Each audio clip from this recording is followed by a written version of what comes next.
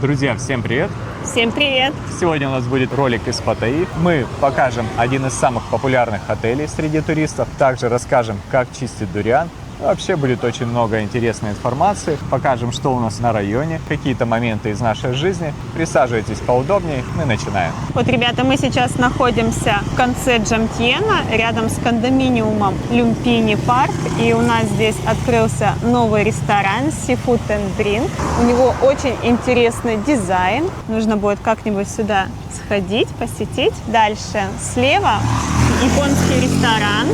Открывается он вечером. Называется Шинтаки. Возле нашего кондо открылось кафе с китайской кухней. Постоянно здесь проходят застолья. Давайте я вам покажу, как это все выглядит. По вечерам ребята жарят шашлыки. Также у них есть аквариум с морепродуктами. И еще у них такой приятный бонус. Они вам могут дать стульчики и столик и поставить прямо на пляже. По вечерам часто здесь ребята сидят, смотрят на закат и, конечно же, ужинают, попивают пивко. В общем, здорово. Классный такой пикник возле моря получается. Все постоянно спрашивают про погоду. Давайте Алена вам расскажет, какая погода была сегодня. Сегодня с утра было облачно, потом вылезло яркое солнце, шикарная погода стояла, и вот к вечеру снова небо затянулось такими облаками, очень комфортно. Днем люди, которые приехали в Паттайю, нам пишут в Телеграм, что успели и позагорать, и покупаться. Море теплое, водичка шикарная, даже в отлив им очень понравилось. Мы сейчас отправимся смотреть гостиницу, и я думаю, если вы хотите посмотреть, какая стоимость будет в рублях или в другой валюте, давайте я вот сейчас здесь закреплю курс бата по отношению к другим валютам.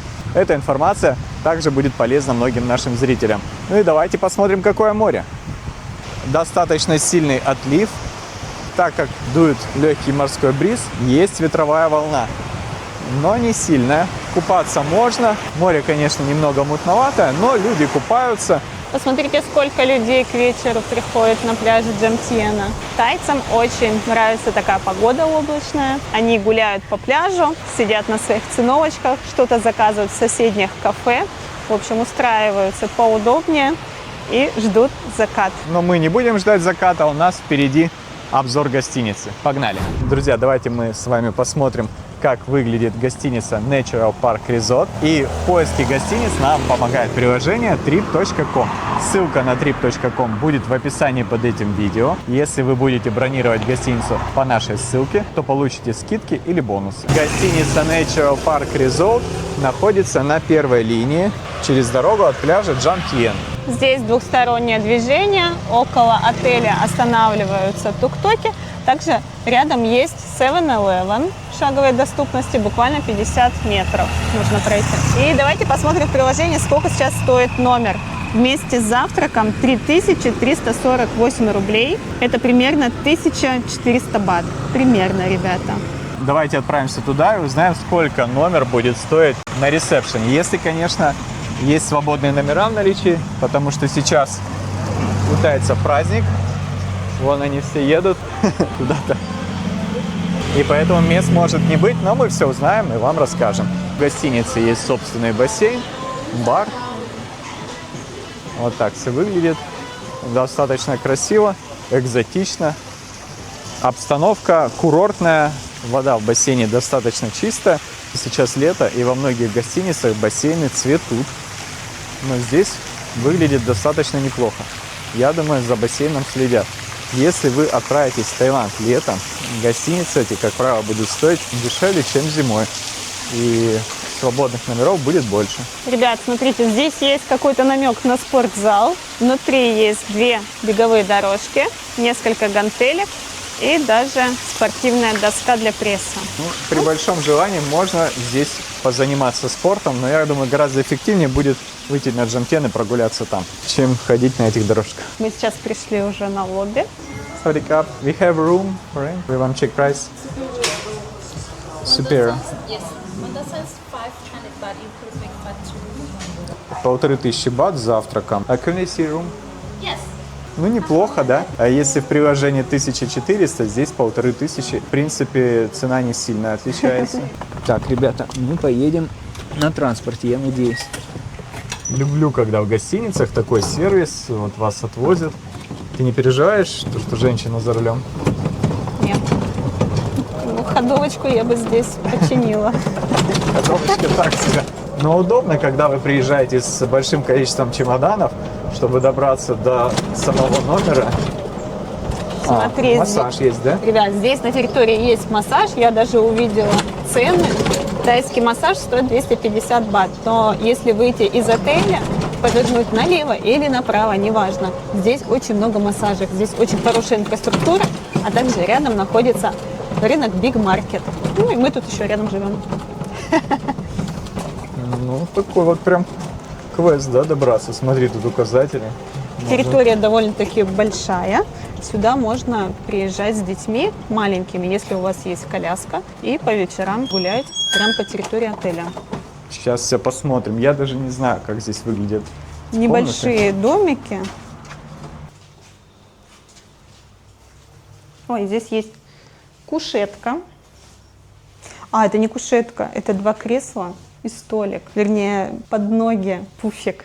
Интересно. Письменный большой стол, 2 односпальные кровати. Номер довольно-таки просторный. Есть плоский хороший телевизор. Небольшая своя веранда, смотрите. Сушилка для одежды. Получается, выход есть и здесь, на террасу, да, во внутренний двор. И второй выход уже ближе к дороге. Номер довольно-таки неплохой, но, ребята, здесь пахнет сыростью. Угу. Есть кондиционер, телевизор, в общем, все удобства. Can you see bathroom? Ага, ребят, здесь ванная, не душевая. Ну, ванна это сразу как бы другой уровень уже, да? Номер не самый новый, но все есть, все функционирует. В принципе, если учитывать, что цена около 1000-1500 бат, то, в принципе, нормально для низкого сезона. А для высокого, если это будет стоимость в 2-3 раза дороже, наверное, лучше присмотреться к другим отелям. Кстати, холодильник здесь небольшой тоже есть, я его заметил уже в последний момент. Давайте с вами посмотрим еще какую-нибудь комнату. Следующая комната будет у нас уже на 2-м этаже. Вот там находится наш Айрос, а вот здесь находится интересная кафешка. Давай сюда сходим, посмотрим, чем тут кормят. Она такая неприметная, я думаю, здесь можно неплохо перекусить. Ребята, хорошо, что нам показывают разные комнаты, потому что такое случается, что на 1-м этаже часто бывает сыро, а на 2-м гораздо лучше, как и здесь. Да, сырости не чувствуется. Сделаем вывод такой, что если бронировать и заселяться, то лучше брать этаж не 1-й. Но здесь есть большой балкон, хороший вид с балкона на сад. Также, если вы с детьми, можно за ними следить, если они вдруг внизу гуляют. Здесь есть трюмо. В принципе, по мебели все то же самое. Очень уютно. Да, ребята, если вы хотите на 2-м этаже, то, скорее всего, надо будет написать еще в сам отель на английском языке при бронировании свои предпочтения и указать, что желательно хотели бы жить на 2-м этаже. Ну, по нашему мнению, эта комната гораздо лучше, хотя бы потому, что здесь нету сырости, и вообще здесь дышится гораздо легче, и комната светлее. Забыли упомянуть, что здесь большой шкаф с зеркалом. Так, ну ванная комната точно такая же. Сантехника, ребята, не новая. Ну и вообще, я думаю, что уже косметический ремонт напрашивается. Но это так, если придираться, да, очень сильно. Шкаф очень большой, шкаф-купе. В общем, неплохо. Комнаты достаточно интересные, особенно на 2-м этаже. Но за эти деньги мы видели варианты получше. Первый этаж прям темненькие такие комнаты, да? Но некоторым нравится, чтобы посидеть вот так на своей веранде, да? Может, с людьми пообщаться, с соседями. Ребят, мы живем рядом с этим отелем. Видели его и в высокий сезон, и в низкий. И хочу сказать, что всегда здесь очень много людей отдыхает. Но при этом атмосфера здесь всегда такая спокойная. Друзья, по многочисленным просьбам у нас сегодня мастер-класс «Как чистить дуриан». От меня лично, я, конечно, не претендую на какой-то там профессионализм, но съел я дуриана много и хочу с вами поделиться, как я его чищу. Давайте сначала расскажу, как мы определяем, созрел дуриан или нет. Вот этот дуриан уже немного перезрел. Его надо было съесть вчера, но вчера мы не могли записать видео, а мы обещали. Поэтому будем есть дуриан немного перезревший, но совсем чуть-чуть, я думаю, ничего страшного. Смотрите, первым делом, как определить отделяем.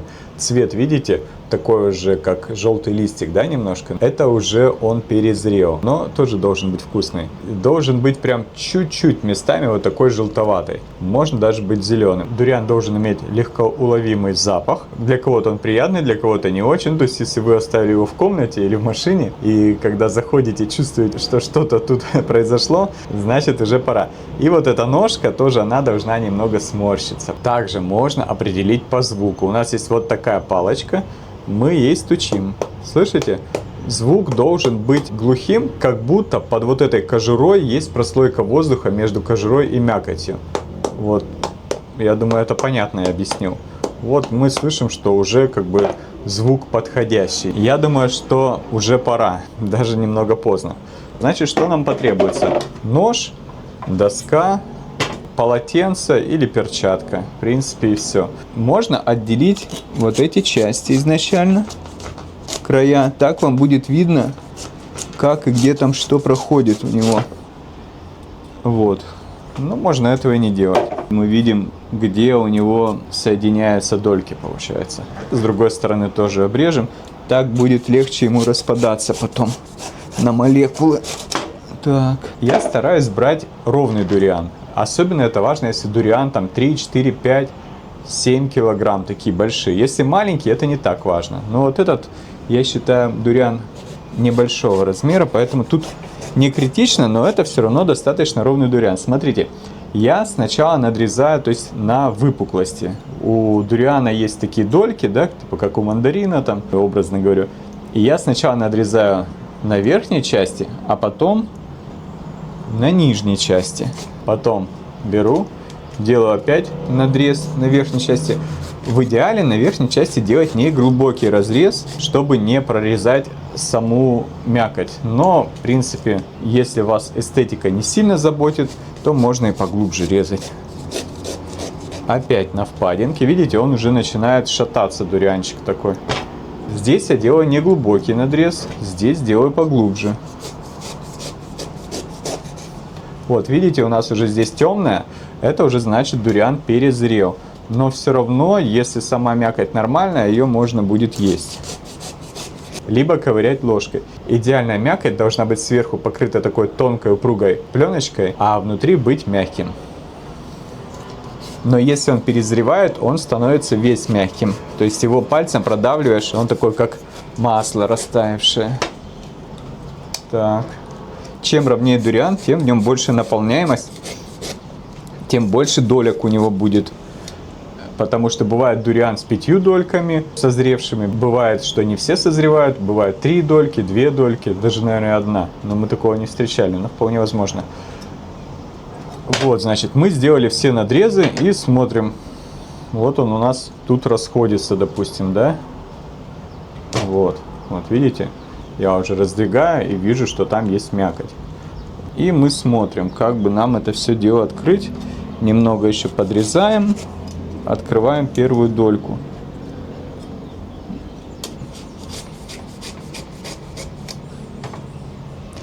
Иногда это получается прям быстро, красиво, но когда на камеру делаешь, естественно, все получается вот так.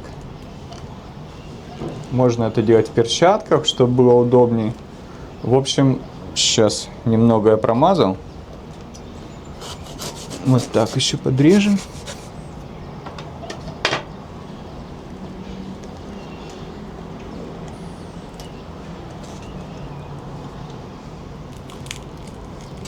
Смотрите, какая красота, да? Запах такой, ребята, стоит просто шикарный. И вот здесь еще подрежу.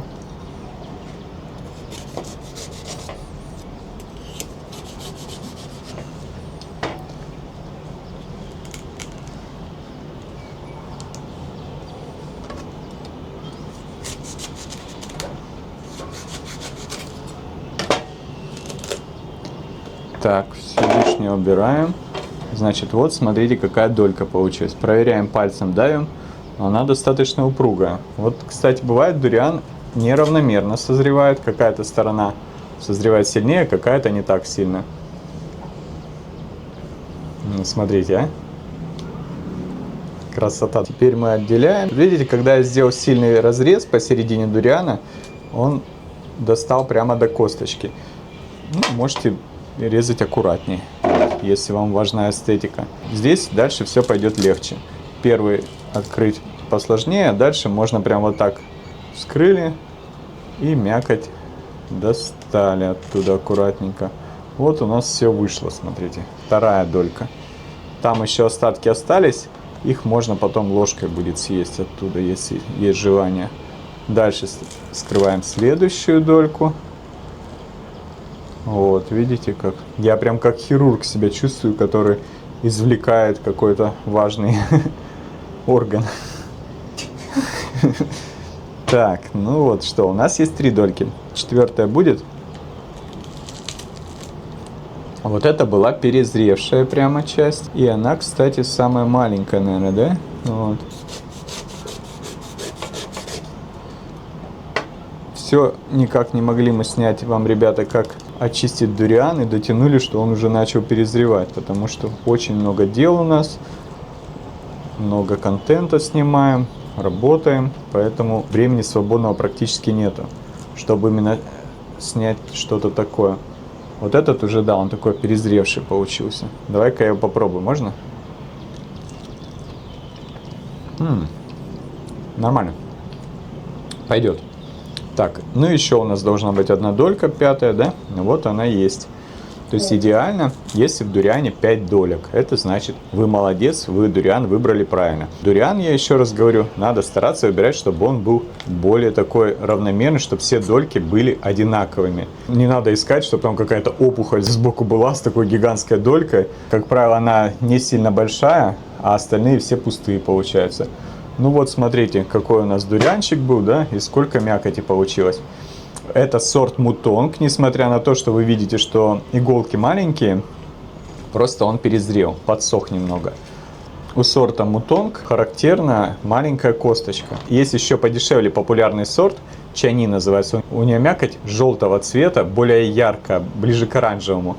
У этого такая немного бледноватая. Но этот сорт ценнее, и у него гораздо меньше косточка. Видите, какая маленькая, бывает даже еще меньше. А у сорта чани косточка может быть на всю длину мякоти. И может быть даже 2 крупные косточки. Поэтому КПД у такого дуриана, пускай он дороже там на 20%, гораздо больше. Ну и сам он вкуснее. Ну что, ребят, я думаю, у нас получилось неплохо, не идеально, но в принципе нормально. Давайте мы с вами приступим к дегустации, да? Я уже немного попробовал. И дуриан, что мне нравится, его ешь, прямо кусаешь большими кусками. На вкус он как пирожное, как чизкейк, может быть, такой сладкий, не сильно приторный вкус. И я люблю его прям кусать большими-большими кусками.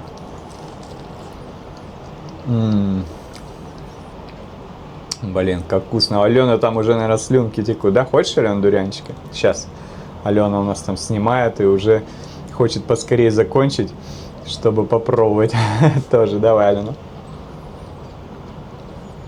Я думаю, он не перезрел. Единственное, вот 1 долька немного перезрела, но она все равно нормальная. То есть она просто более такая приторная. Идеальный вкус, ребята. Спасибо большое за внимание. Надеюсь, вам понравилось. Наверняка многие слышали, что дуриан нельзя есть с алкоголем, что он там может давление поднять или опустить давление. Из практики скажу, что мы за раз с Аленой съедали там 5-килограммовый сам плод, 6-килограммовый, да. Очень много мы за раз съедали дуриана. Ничего с нами плохого не происходило, хотя мы переживали. То есть ни давление, ни там какие-то головокружения, ни обмороков, ничего не было. Единственное, в дуриане много сахара, поэтому не стоит им сильно злоупотреблять. Но вот 1 дурианчик раз в 2 дня можно, в принципе, такой съесть. Вот это все, если мы съедим за раз, ничего плохого с нами не случится. Но вы уже там сами смотрите по своему здоровью. И я напоминаю, что у нас в описании под видео есть ссылка на обменник, с помощью которого вы можете обменять свои рубли с российской карты на тайские баты. Все можно сделать удаленно. Вы переводите ребятам рубли со своей карты, они вам привозят прямо в отель тайские баты.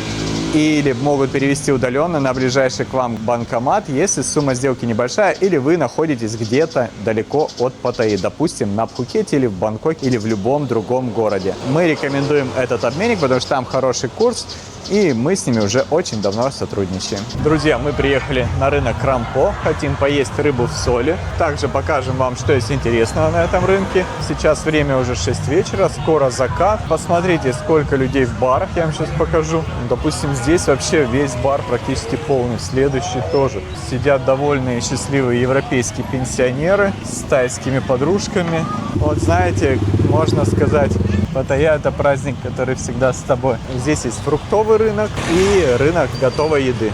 Давайте все посмотрим. Цены на фрукты немного больше, чем на рынке Ратанакорн, но зато у этого рынка более удобная локация для многих туристов. Ну, смотри, Паш, довольно-таки симпатичный дуриан, вот, кругленький, 360 бат стоит. Вот это время, 6 часов вечера, это прайм-тайм для этого рынка, потому что уже не жарко, солнце не светит так ярко, и в то же время еще не темно, потому что здесь на этом рынке освещение не такое сильное, поэтому мы постараемся снять вам рыбку именно по-светлому, чтобы вам хорошо было все видно.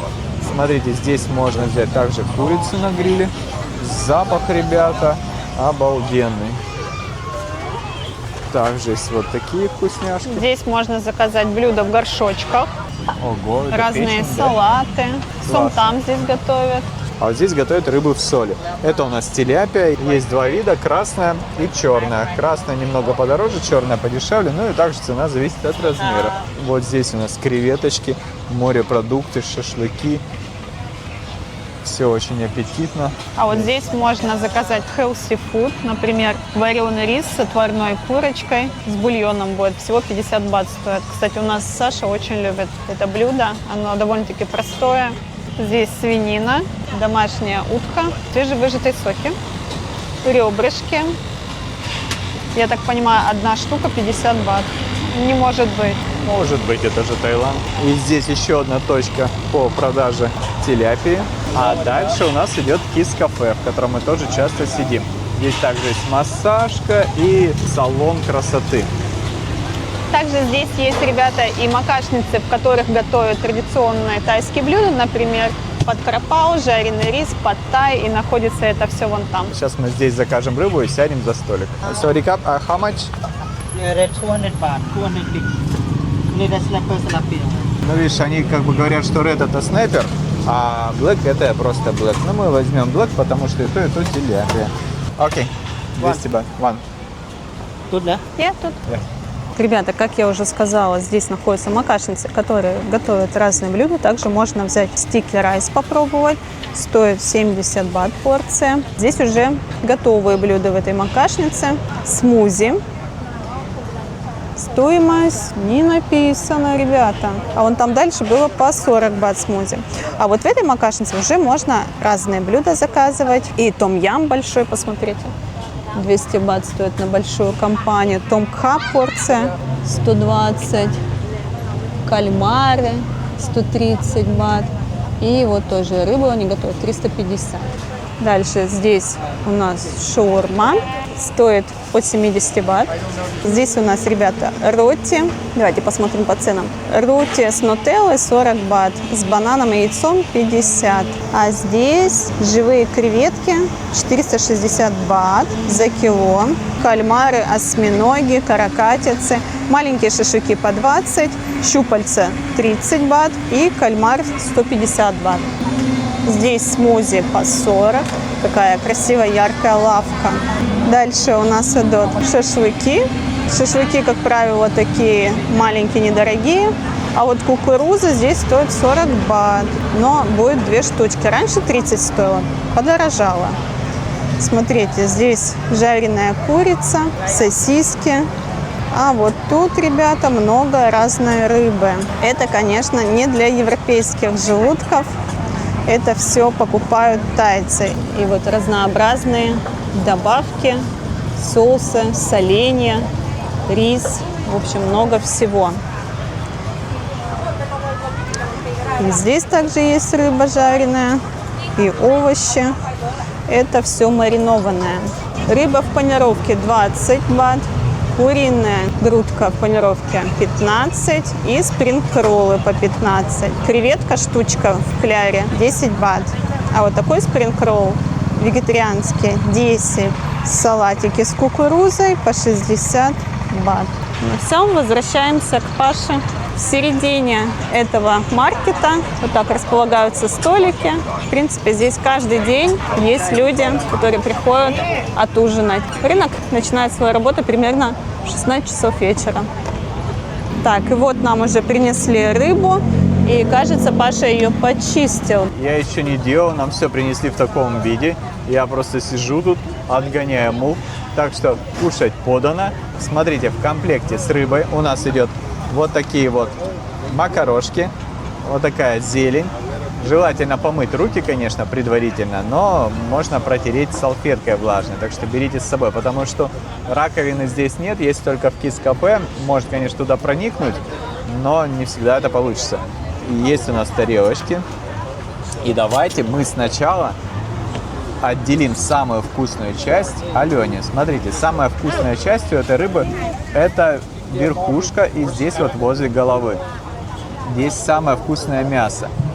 Тилапия – это пресноводная рыба фермерская, которая очень похожа на карася. Но по вкусу это абсолютно разные рыбы.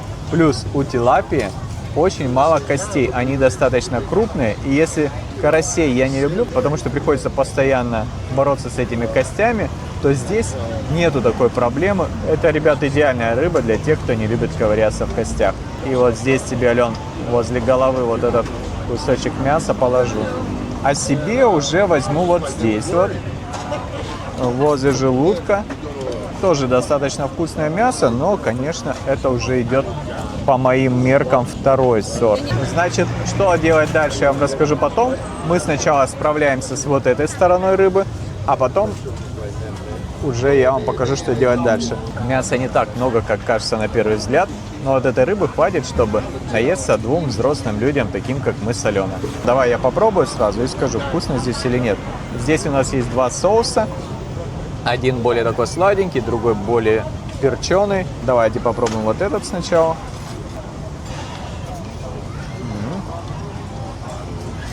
Этот острый. А вот этот, а вот этот с орешками, он более такой сладкий, медовый, что ли. Мы обычно делаем микс. Мешаем эти два соуса. Тогда получается идеально. Ну что, Лен, садись, ты пробуй.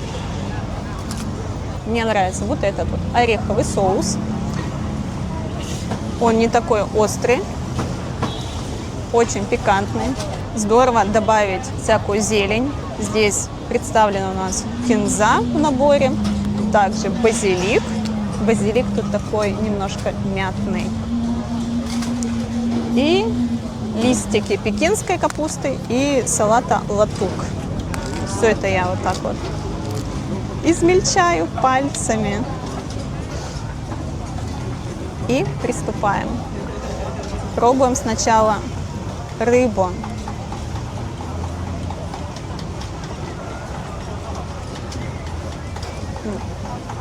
Вкусно. Рыба вкусная. Хочу еще взять острый соус. Я вот так прям сверху все полью. Смотрите, как у меня все получилось.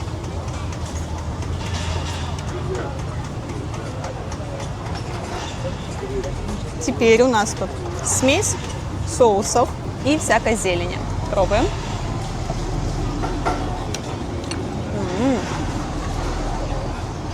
Этот соус довольно-таки острый. Будьте аккуратны. Очень вкусная рыба, хорошо пропеклась. Зачет. Мы эту рыбу уже покупаем здесь на протяжении 2 лет. И вот как мы первый раз попробовали, сюда возвращаемся, и ребята всегда нас радуют своим умением приготовить рыбу. Ну что, ребят, половину рыбки мы съели. Как видите, еще светло. А это очень важно. Когда вы едите рыбу на этом рынке, рекомендую всем постараться сделать это по-светлому, потому что ночью вы уже не будете видеть, что вы едите, и не сможете найти все самые вкусные кусочки. Сейчас что мы делаем? Мы отделяем позвоночник. Можно это делать с головы начинать, с хвоста. Ну, в общем, надо вот так подцепить и отделить позвоночник от мяса. Вот здесь вот так. Это уберем. То есть вот смотрите, все у нас вот так отделяется. Опа, да? Убирается. И здесь уже у нас мясо. Также мы отодвигаем вот эти косточки подальше, чтобы они нам не мешали.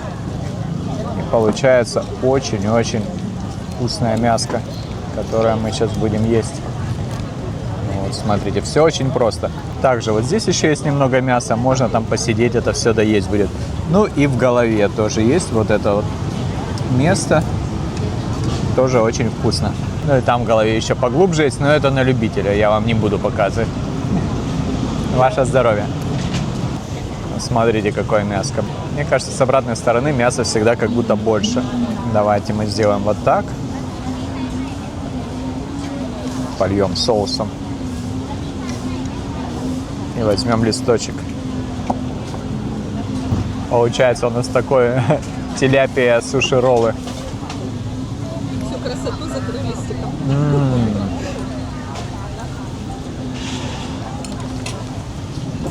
Очень вкусно. Друзья, мы поели, все было очень вкусно. Видите, солнышко уже садится. Прекрасный вечер у нас сегодня соленый. Мы сытые, довольные. Тарика, роти банана. Ту.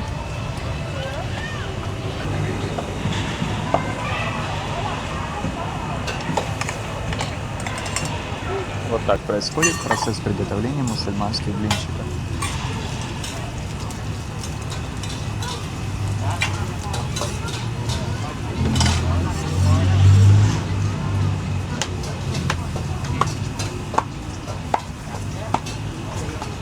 Классно, да? Я бы так никогда не смог. Меня, наверное, лет 10 учи, я все равно не смогу сделать. А это мне второй блинчик, да? Нет, А кому? мне. А первый кому? Саша. А я возьму себе огурчиков. Вот так все нарезается красиво и аккуратно таким специальным ножом в форме колесика. И вот так складывается в такие упаковочки. Добавляется сгущенка по вкусу. Могут добавить шоколада, нутеллы. Ну, в общем, такая вот вкуснота. Уха. Ты деньги заплатила? Да. 2 блинчика нам обошлись в 100 бат, каждый по 50. Немного стемнело, и рынок уже не такой яркий и красочный. Но, как говорится, темнота — друг молодежи. А где тусуется вся молодежь Паттайи, мы вам сейчас покажем.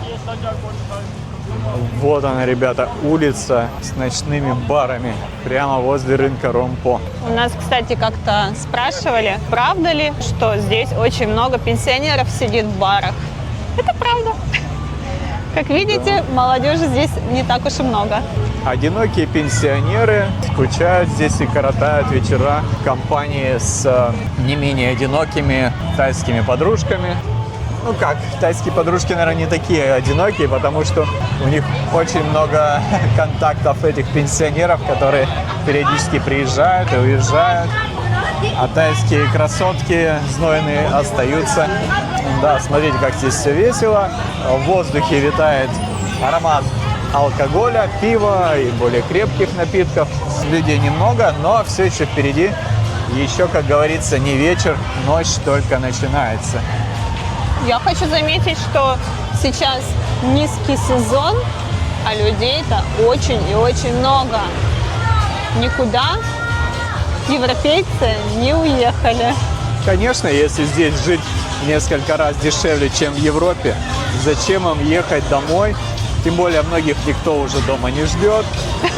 После таких видео точно никто не ждет. Да, если кого-нибудь спалят здесь женушки, то как бы не обессудьте. Но русских здесь мало, в основном европейцы. И вот они на свою пенсию европейскую, там сколько у них там, 500-1000 евро, наверное, где-то так, могут спокойно прожить в Паттайе, ничего не делать, кайфовать и еще и содержать свою тайскую подружку.